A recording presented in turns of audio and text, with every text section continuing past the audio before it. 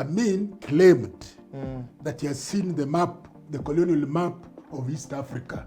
And the colonial map of East Africa, Uganda started at Naivasha. That's in 72. 72. It was serious fight. State House was closed. Uhuru Highway was closed. What was the clash about? The clash was about South Africa. Until I was in third year when they introduced student loan. Yes. This is 74. That was 74, 75. Again, the university was closed for 3 months. Because fighting. Nairobi was still segregated. As much as the colonial have done away with it, it was still segregated.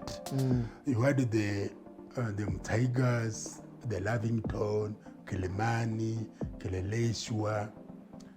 That was basically white.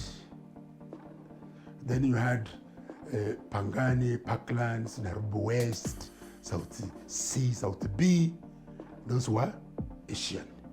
With the inflation coming so quickly and salaries stagnated, and now that's the time, now the private sector started now To pick up. and pay good salaries. They came with those KCB, came with that salary. National Bank. It was National and the Green Hills Bank. So it was broken into. And then the government bought it and became Kenya Commercial Bank.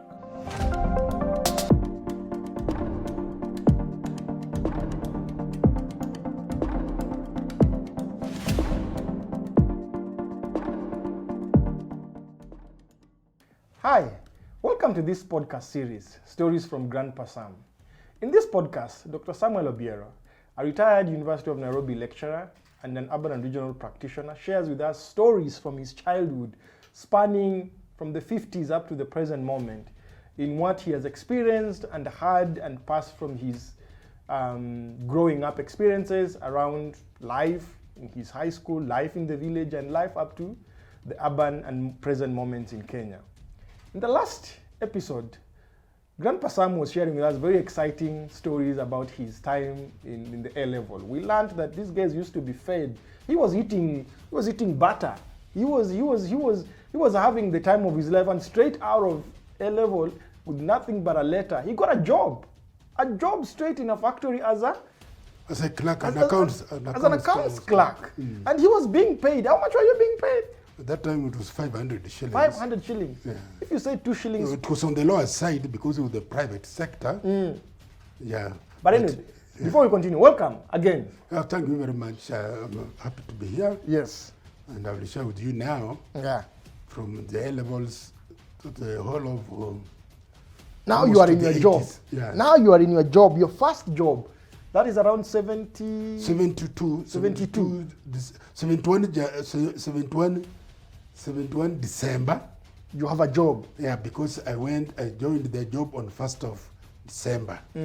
After having finished my paper on 29th of November. My goodness. You wasted 2 days. What day? 2 days I was traveling to Nairobi. So there was no wait time. Straight from... So give us context. How much is 500? 500 was still okay. I will give you a context. I was living with my cousin at Isli. I had only one room. And his salary as a junior clerk, job group C in the government, it was the non-school equipment scheme, Ministry of Education. His salary was 370. So you are out earning a full-time employee in the civil service? Yeah, because for him he had a Form 4, but he had just a pass. Yeah, so he was on job group C because if he had a good pass, he would have been on job group D. But to give you how you can gauge it, then the one room in Isili, it had also a small kitchenette attached to it, which we were sharing. He was paying 70 shillings. So that was equivalent of what you call a bed-sitter these days? A bed-sitter today. The kitchenette was just outside. The 70 shillings covered the electricity and water.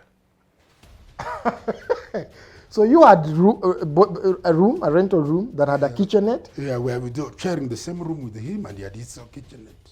Hey.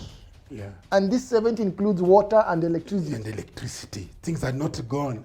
1971, the Middle East war did not come. That war of 73 changed everything. There was just inflation. The 73 war is the war, which one is that? Israel and the Arabs. Oh, okay. Israel and the Arabs. Then they call it what? This group which controls petroleum. What is the name again? Shell. No, the Arab one. OPEC.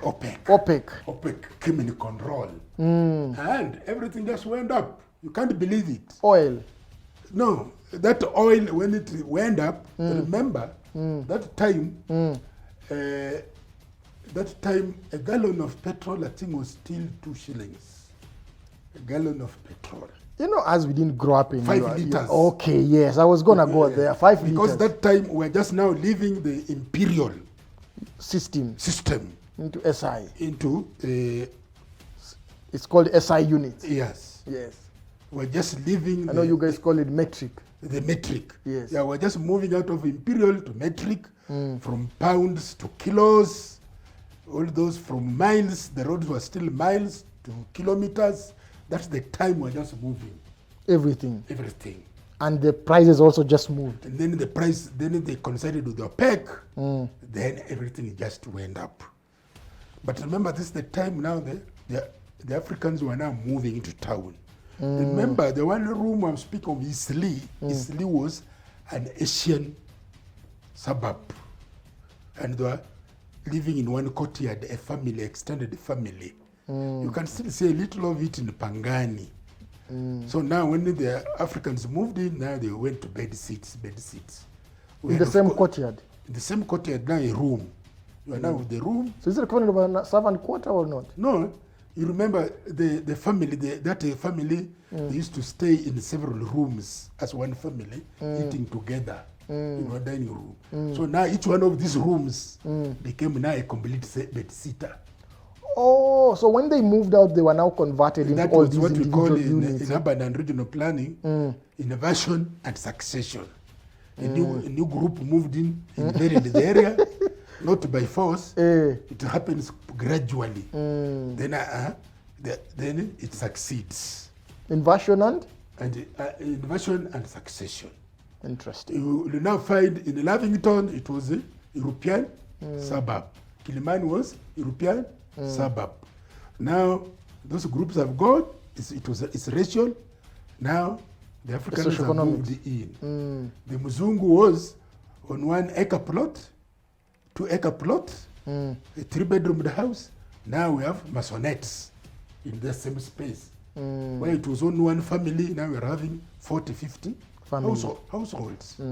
That's what we call in planning, innovation, and success. So let's go back. Let's go back now. You've now going to university after finishing your 500 job. How did you transition out of your 500 job into university now? So the results came out in March, late March. A-level, East African, A-level, East African is still marked.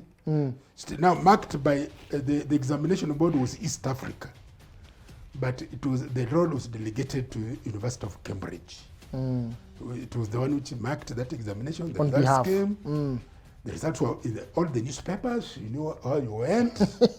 Even my boss now was trying to interest me that in Britain you can now be a chartered accountant or a certified accountant. The chartered accountant, there were 2 bodies. One was the Chartered Accountant of England and Wales. Then there was ACCA, the Association of Certified Something Accountants. So he was trying to convince me, why not stay and then just continue their career? By that time, you are made when you are going to A-level.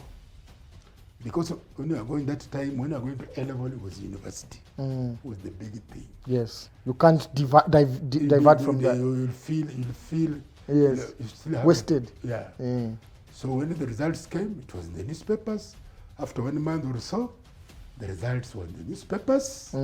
Where you are going, whether you are going to Makerere, you are going to Dar es Salaam, or you are going to Nairobi.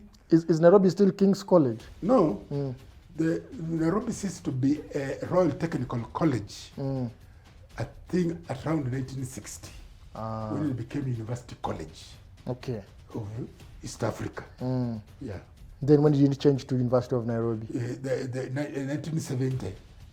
It became University of Nairobi. So again, just that was the time when Amin took over Uganda, and the community now started having problems. Then each country went on with their own university. Nationalization. Of their own university. Even that's when the School of Medicine moved.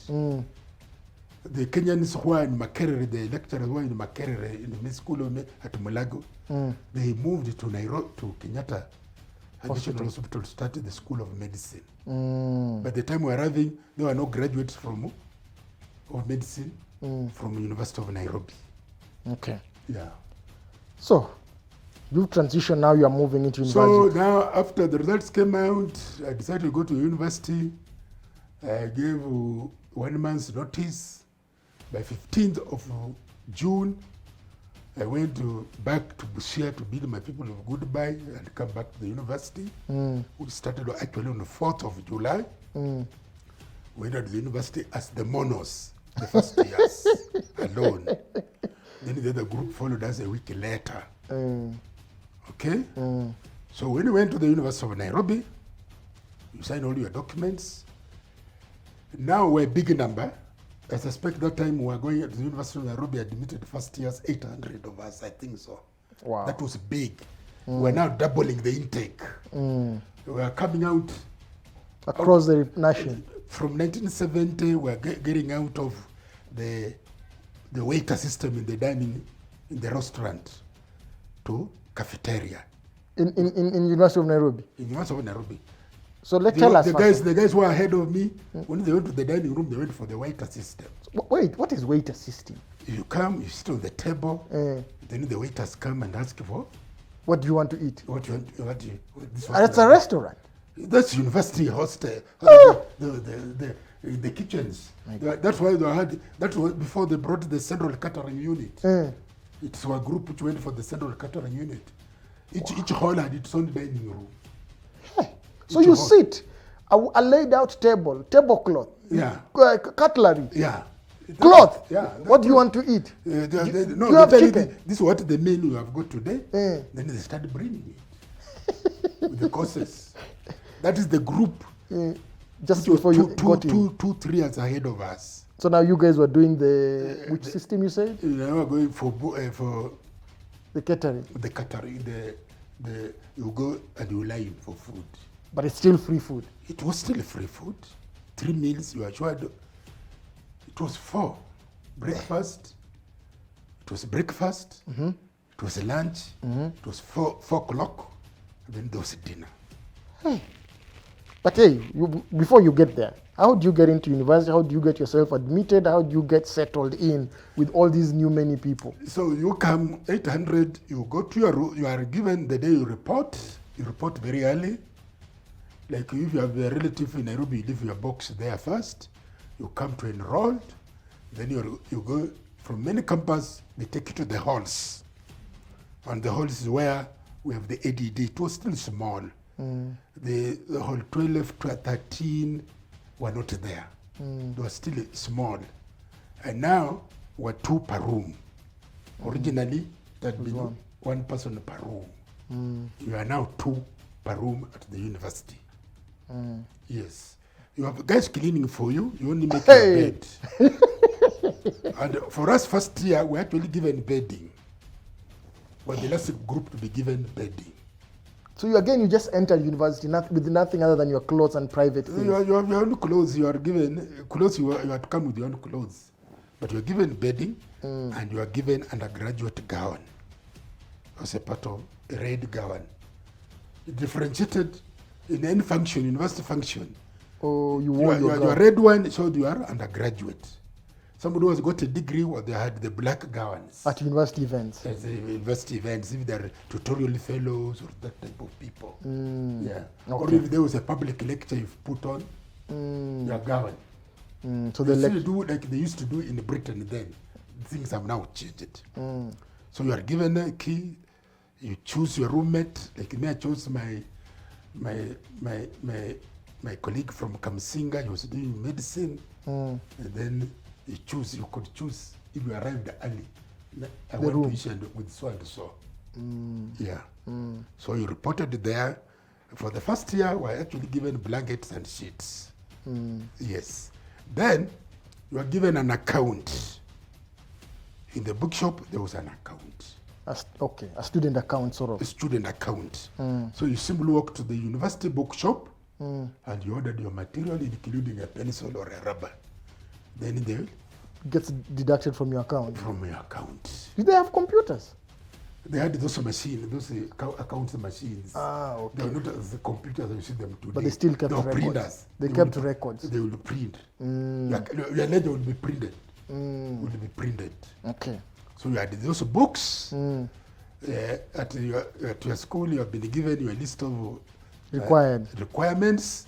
Then you queue at the bookshop, or if they are not in the bookshop, in the library. Then you give your order. Then they assemble that material. You get your stash. Sign for them. Then deduct on your ledger. So you move with your stash of books in your stash of books. Scholars. Yeah, scholar. All the textbooks you required and so forth. The hall was empty. Every term, it was still 3 terms. There were no semesters. Every term, boom, was 500 shillings. Per person? Per person, per term. And term was 3 months? Term was 3 months. It was 11 weeks. And this is after still being fed, being given everything. That's just your money to do with whatever you like. Yeah. Okay. So this is the time you could now, you came in July.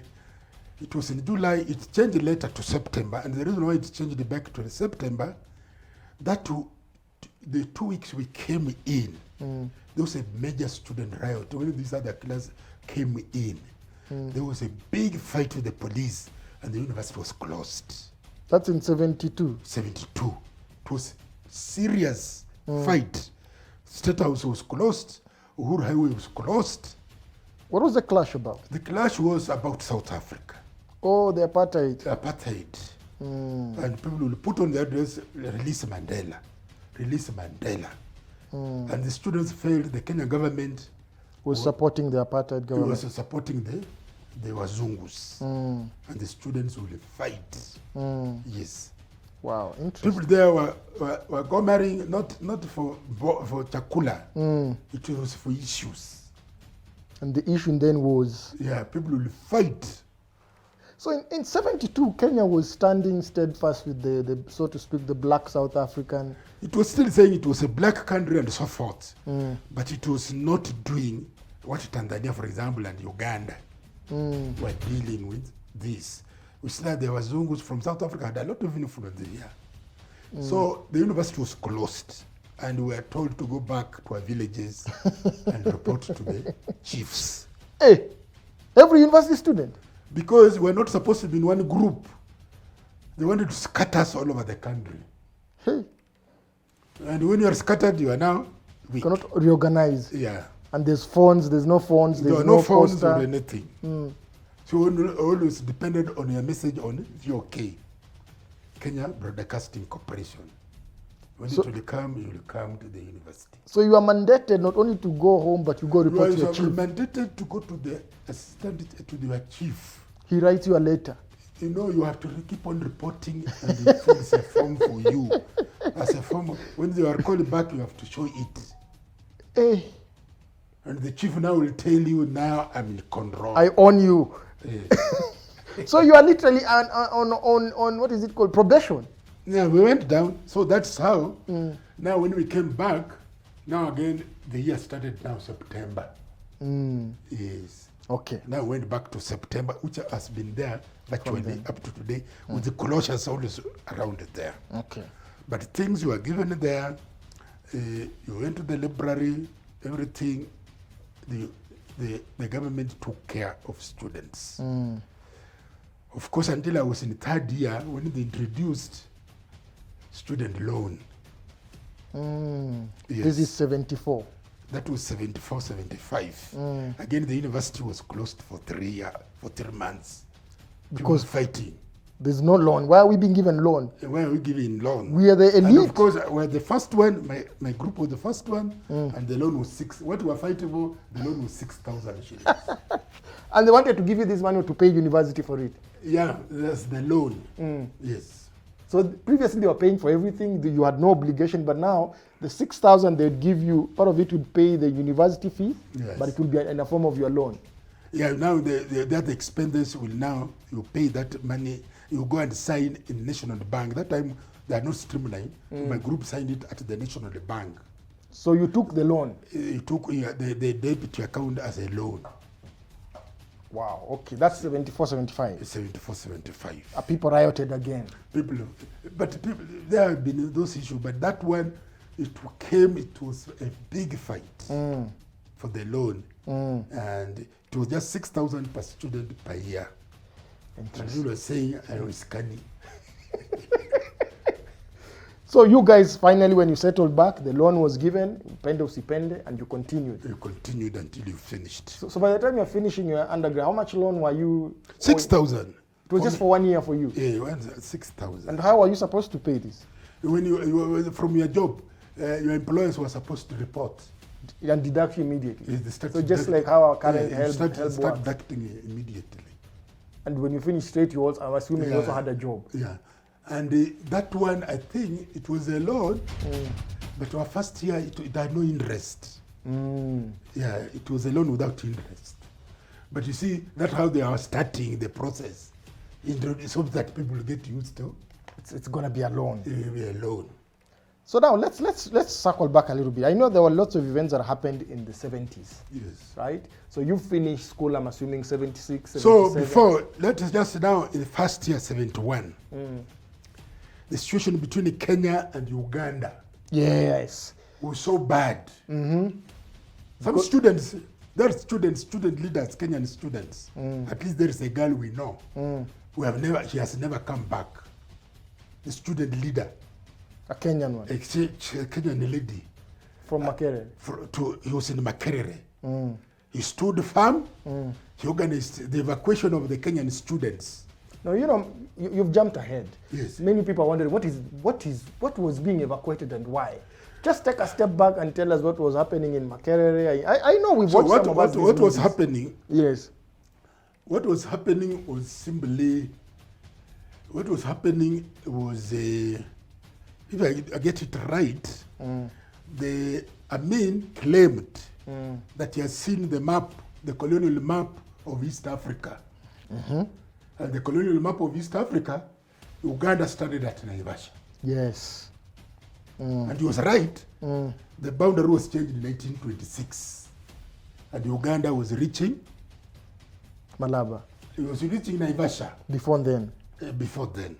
Then the boundary was now moved to River Suo from Lake Victoria. That group came back to Kenya. So Amin was insisting that was a part of Uganda. And he wanted to claim it. He wanted to claim it. Militarily. And there were skirmishes at the Busia border. The soldiers fought. The Uganda soldiers and Kenyan soldiers? Yeah, the Kenyan soldiers. It was a war. Then Amin now said the Kenyans he expelled Kenyans. Out of Uganda. Get out. Out of Uganda. And there are two cases. That lady, I don't want to state her name, she's from a prominent family. He's from the Rift Valley. He was never found up to today. Until recently, I was reading on YouTube the arrest the Israeli. Took her. Yeah, and that time, the same time, there was also the thing of the Israelis attacking Uganda. Yes, that to evacuate their people. Yes. And then that was now which triggered it even worse. So the same around time, 71, 72. Same time. So, and the East African community started breaking. That's the time the East African community started breaking, started dividing the assets. Or running with them. Yeah, running those countries to have the assets in their countries stuck with them. Let me tell you a funny story. One time I was in Dar es Salaam and I met this professor. And he told me, you know, Kenya had everything. Kenya had community. It was the HQ for everything. Everything. Kenya had everything. There was East Africa, railways. Yes, everything was in the Kenya. So there was this pilot who was being feted then by the president of Tanzania. Because when the disintegration was announced, he flew away with the East Africa flight and went to Tanzania. East African Airways. That's the flight that started Tanzania Airways. Yeah. They were saying very proudly. Yeah. And those are some of the things that make us as Kenyans, when you go to Tanzania, we're not very welcome because they feel like we took everything. Yeah, Kenya had everything. That's why when the community now, they reformed the community, they started decentralization. That's why Kenya wanted to remain with everything, but gave out to the headquarters, which went to Arusha. So this is East Africa Community version 2 now? Yeah, the one we have is version 2.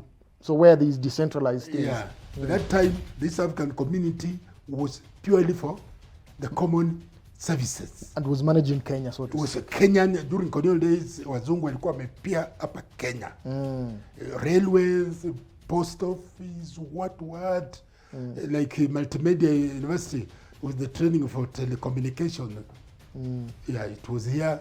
When you go up post Kianda, the CA, that was also part of the telecommunication headquarters for East Africa. Wow. The college was at Multimedia, the headquarters was there.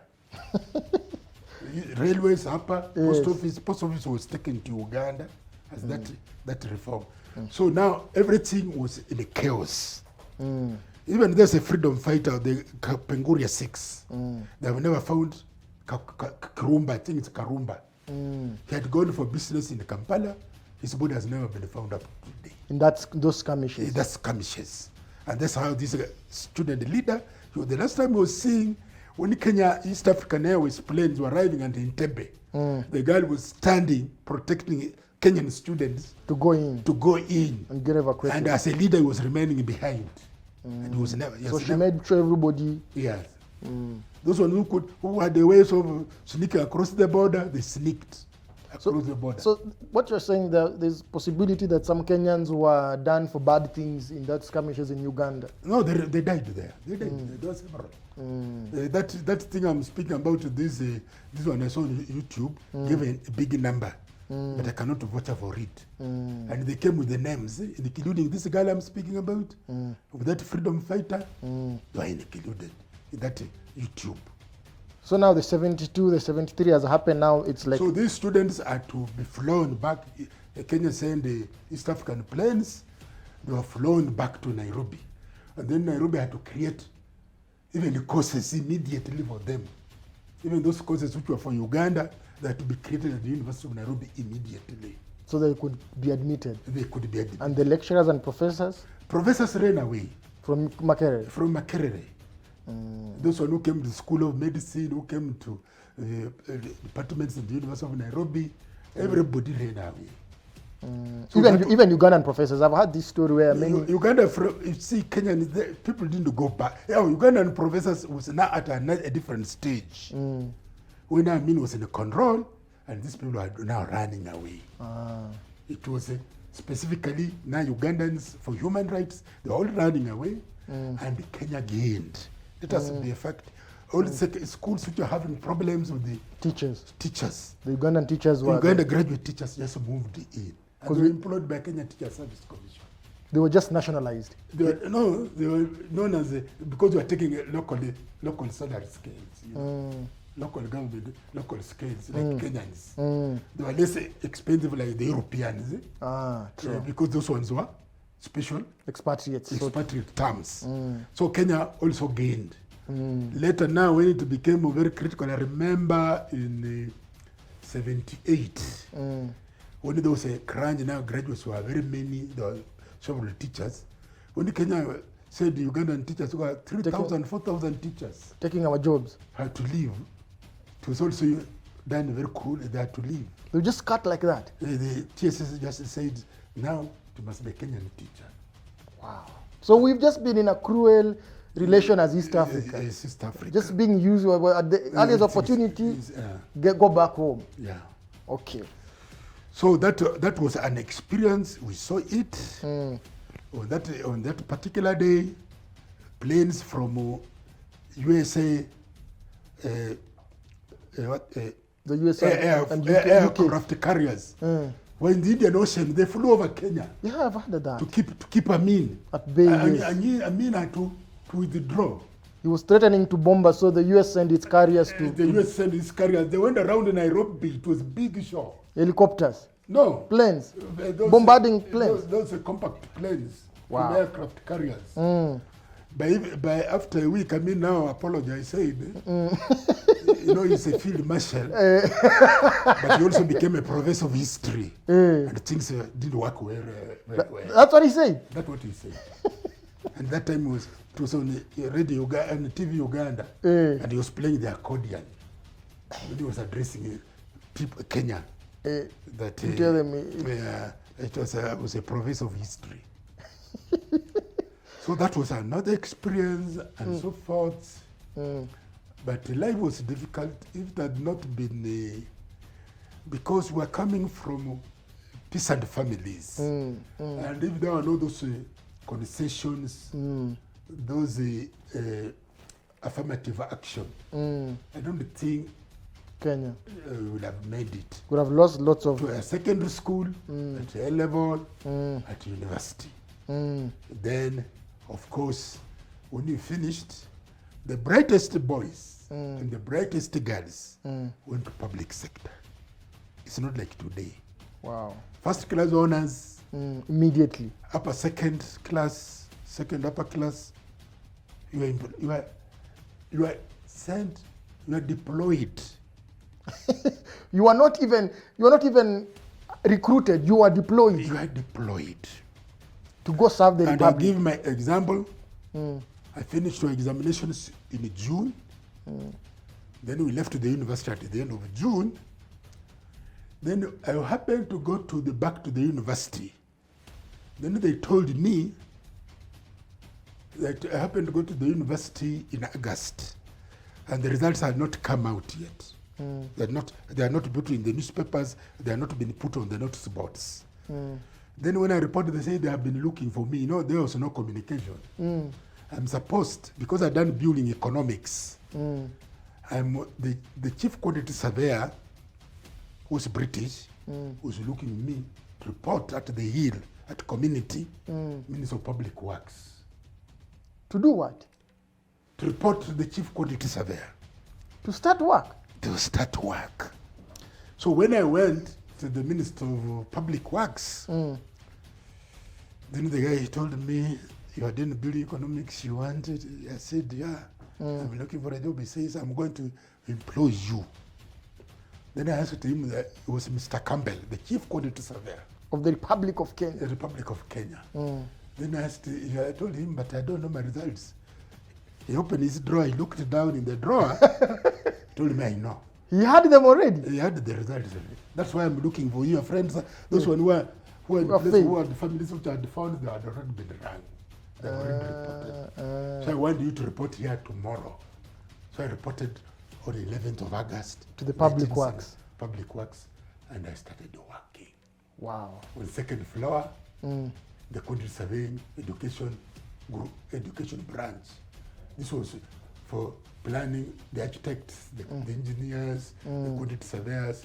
Their duty was to plan for schools, educational buildings. Yes. So that's how you started your first job? That's how I started. This is 75. August. And remember, we did our last examination on the 30th of June. Wow. And there are no official results yet. Yeah.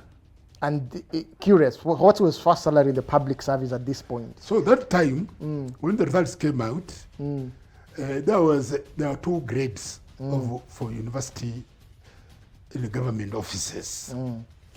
In the government offices, for people who are going what they call non-professional courses, and that included even education. We're going on job group H. Okay. Yeah. For us, engineers, quantity surveyors, doctors were coming on job group J. That were for professional first degree. And group J, your salary scale was 12 pounds per annum. 12 pounds per 12,000. 1,212 pounds per annum. Okay. Wow. Which translated per month 2,020 shillings. So I've seen this. Salaries were still graduated in pounds then. Yeah, but pounds, 20 shillings was known as a pound. And the reason why it came as a pound, during British time, 20 shillings was a pound in Britain. Yeah. That's why you find, even when you go to a matatu here, like you young guys, when you go to a matatu, mbao. That's how the pound is 20 shillings. Nataka mbao. That's the pound. So how long were you in the public works, and were there some of your public works, I was there for 16 months. So when I was there for 16 months, there was no postgraduate course in the present day ADD, that is Architecture, Design and Development in Kenya.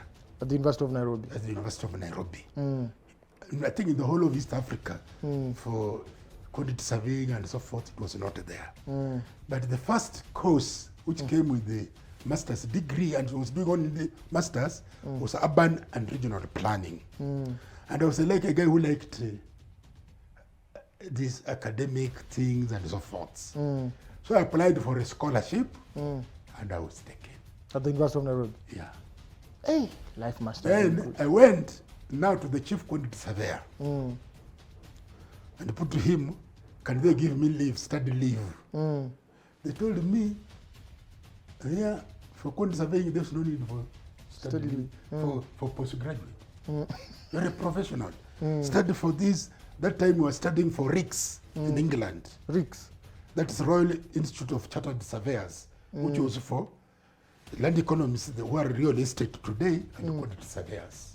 Because the architects was RIBA, Royal Institute of British Architects. Do that, that will make you.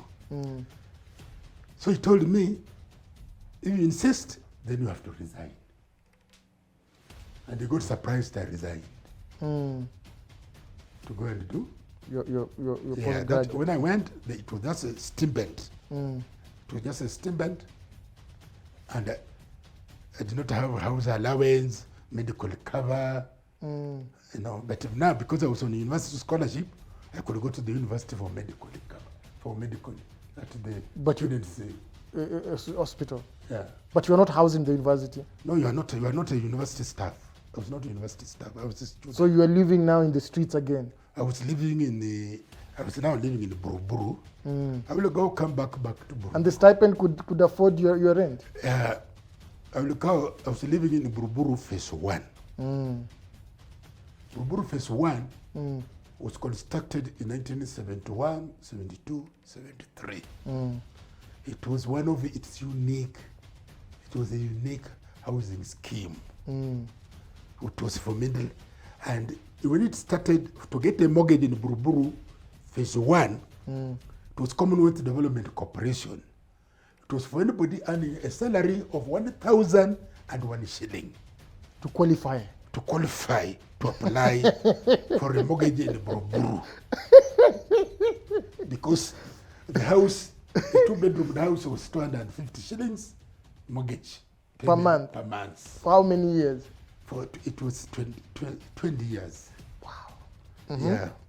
So people had go to those houses. Most of them were civil servants, public servants, but they went out to work in other stations. So the houses were there. So now they were rented for us. So with my 20 pounds. 2,020 shillings. There was a house allowance of 400 shillings added to it. Wow. So I could live comfortably in Buruburu with the 500 shillings rent. Yeah. And in the Kenya bus from town to Buruburu was 20 shillings. Yes. Wow. Not 20 shillings. No, 20. No. 2 shillings. It was just 2 shillings. Yeah. Yeah, because a beer was 4 shillings. I was going to get to the beer part. The beer was 4 shillings. Yeah. So when you went with the 20 pounds, you still go to your 4 beers if you want to bus fare to go. So that's how now I got that time in the government 2020. So when you are in your public service job, if you wanted to get a mortgage at Buruburu, you'd have got it? If I had finished my probation, You were 16 months. How long was probation? 2 years. Oh. Even today, still 2 years. In the government? In the government, still 2 years. Oh. Yeah. Wow. Before you go now to all those, you start now paying for pension and so forth. Otherwise, you are paying for NSSF. The statutories. The NSSF. After that, you get out of NSSF, now you will be known, you will go to PRDP, Permanent and Pension Board. Wow. Yeah. And it was a good salary at Job Group J. People envied you, and so forth. Yeah. And you left that to go back in academia? For a stipend. To go for masters. I still came back to government, now to a different department. How long was the masters again? It was 2 years. How much was the stipend again? Must have been really good. It was 2,500. So you are getting more. Untaxed. You are getting more than you are getting paid. When but you know, you don't have these other privileges. You are a civil servant. When you are going on a leave, there was a leave allowance. There was a leave allowance. You get the voucher, which allowed you to go travel by train for free. For free. Wow. Because when you are applying for government, you only stated the nearest station to your home area.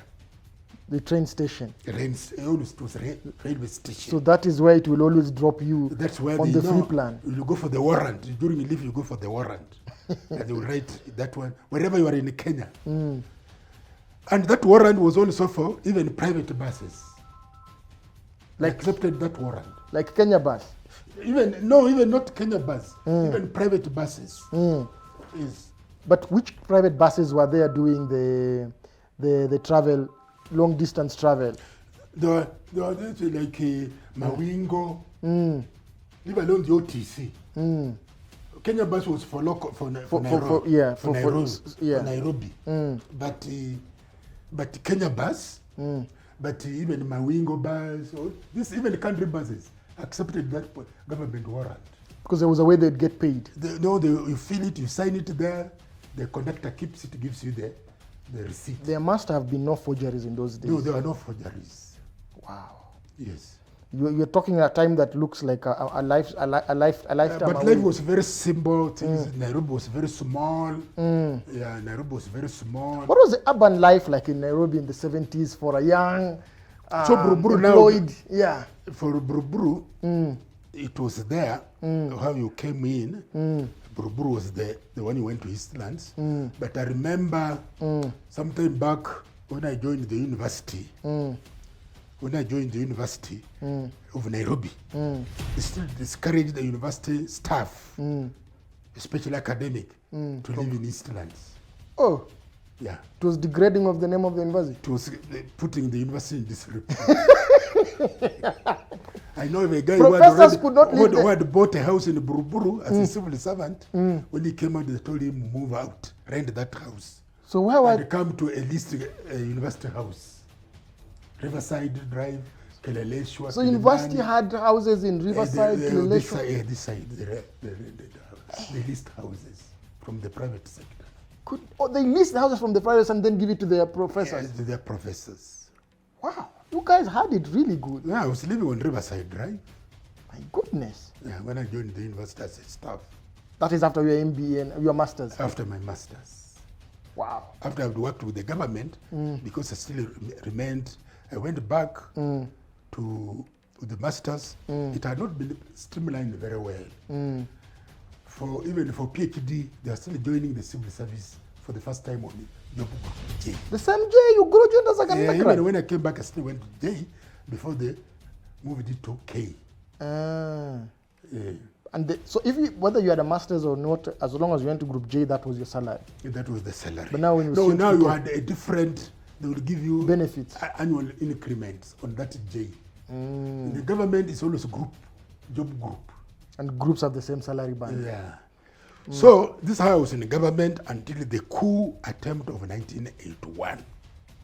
Ooh, we will talk about that. Of the coup of 1981, the university staff ran away. Those ones who were in detention went. Those when they to be refugees traveled away. So as long as your university professor. So now people with the masters, the university was desperate. They came for us. Wow. We're actually being headhunted. Come. when you go for the interview, you knew you had already the job. It's a formality. Yeah, they had to have a record. That's the time the government was going to India, was going to Britain again to look for lecturers. Wow. That's 81. 82, 83, 84, 85. It was bad. Because all the the university was going to grind. And I remember KU had come into existence. Yeah. So the demand for lecturers was very high. Yeah. Wow. So that's how, again, you moved from your public service job back into academia. Yeah. In fact, I went to Jomo. I started at Jomo Kenyatta. And I ended at Jomo Kenyatta as a lecturer. I really want to, possibly I'll speak it another time. Then the University of Nairobi actually came for me from Jomo. Again, and fished you from there. Yeah. Hey, have you ever looked for a job in your lifetime, Grandpa Sam? Not really. And that's why possibly I've never been a hustler. A hustler. You are sure. Jobs have always come. You are signed. Yeah. Remember, guys who are not going to the university are also going to the banks, going to where. But first class, upper second, it was there. So you were DPM, just, Department of Personnel Management, the Office of the President, had the directorate of those. All those students who are coming from university, you are deployed. Did you have the chance to say no? No, you are looking for it. I go through the hustle of looking for it. Why grind when it's there already? It is there. It is there. Must have Especially graduate. Now, Form 4s down here were struggling. But university. The red carpet. Yeah. All the way. Yeah. Okay, very fascinating. I wanted to ask you one last question just to get you a brief before we come to the close of this episode, because I know the next one is going to be really, really hot. You were in university from the 70s, 70-something, and you started working. Then I went to work, then I went back to the university, then I left 79. Okay. So what was the life like, the urban life? You know, we have new people listening into this episode. They want to know, what was the urban like? What the urban life, the scenes of nightlife and all those things in the 80s, 70s? The 70s, let me start with the 70s, Nairobi was still segregated. As much as the colonial have done away with it, it was still segregated. You had the Tigers, the Lavington, Kilimani, Kileleshwa. That was basically white. Then you had Pangani, Parklands, Nairobi West, South C, South B. Those were Asian. Then the Africans, that's why we're ending up in a place like Buruburu and so forth. But now people are moving up, and the concept are used of inversion and succession. People started moving and so forth.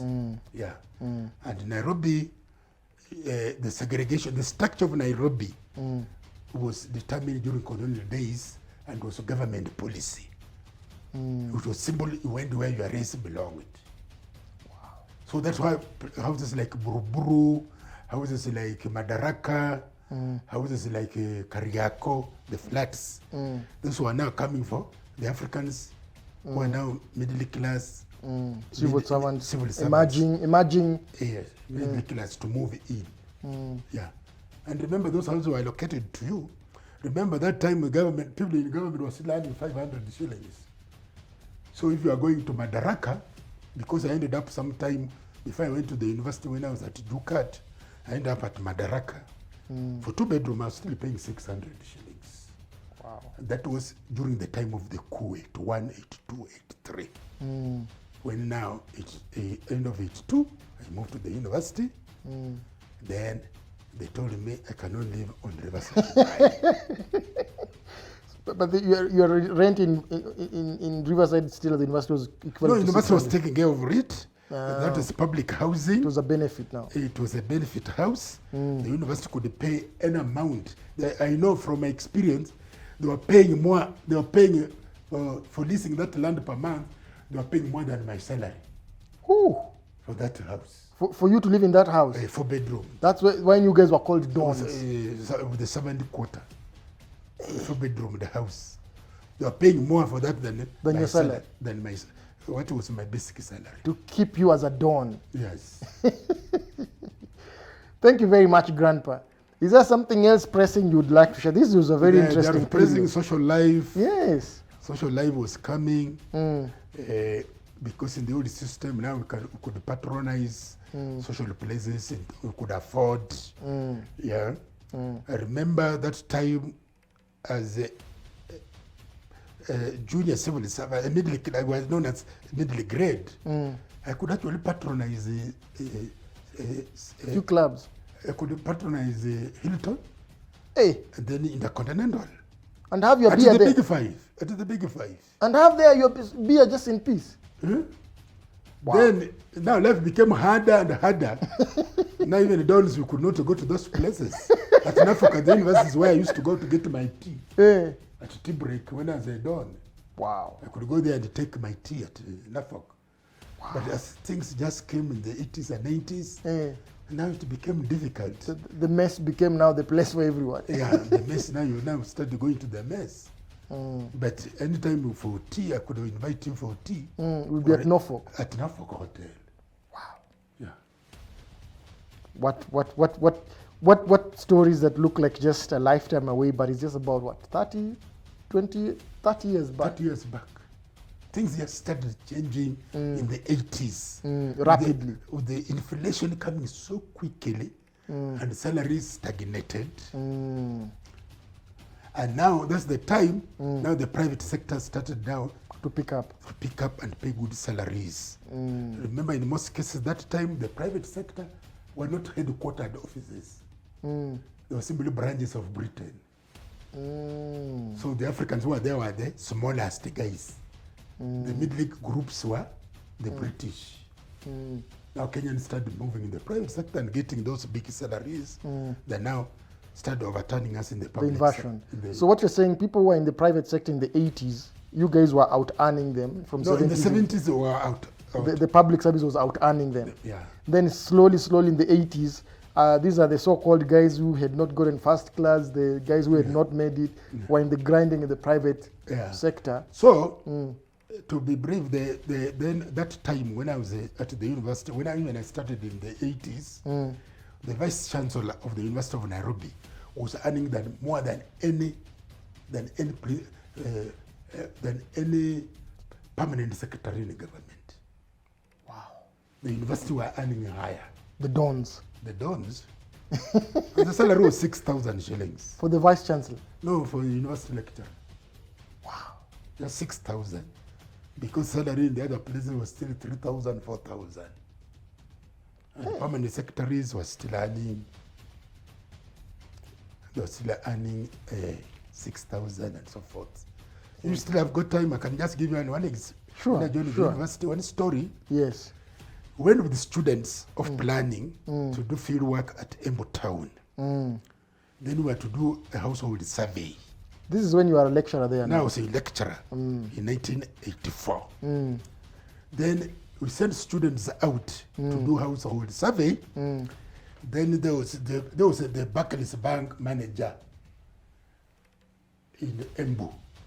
So one student went there to interview him, the branch manager, because the piece, I think the salary was 7,000, 8,000, but this guy was earning over 10,000. So in our question, we had to pull him out because he was distorting the curve for the Barclays Bank manager. That questionnaire, we put it aside because it was distorting the curve. Wow. So this is where salaries are now, things are inverting. Inverting and succession. So you can see.